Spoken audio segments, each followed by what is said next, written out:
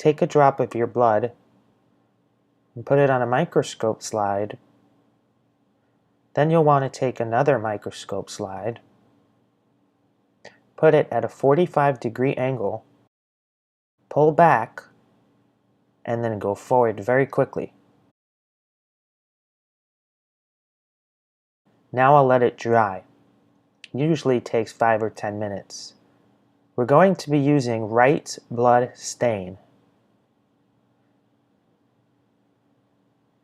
The second stain that we'll use is Wright's stain buffer.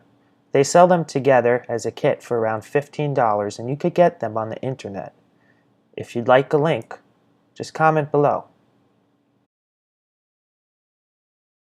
Now I'm going to take the Wright's blood stain and fully cover the slide.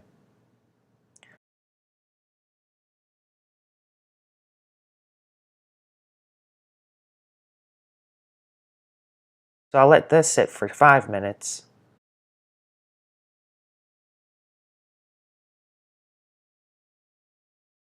Now I'll take Wright's buffer stain and I'll completely cover the slide.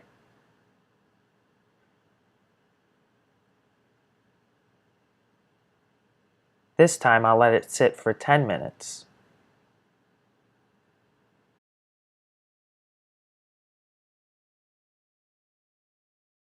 Once the slide is done, I'll take some tap water from the sink and very gently wash off the stains. I'll clean both sides of the slide.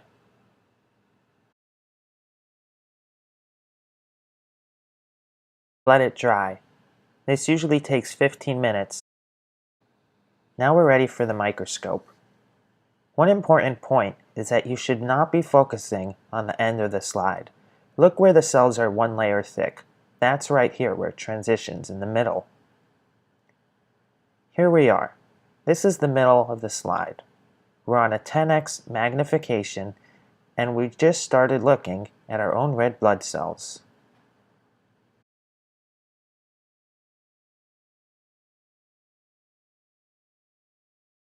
Now let's look at a higher magnification. This is 40x. The pathologists out there will note acanthocytes and the loss of central pallor. That's because while making this video, I happen to have an iron deficiency anemia. I hope you enjoyed this video. If you have any questions or suggestions for new videos, please comment below.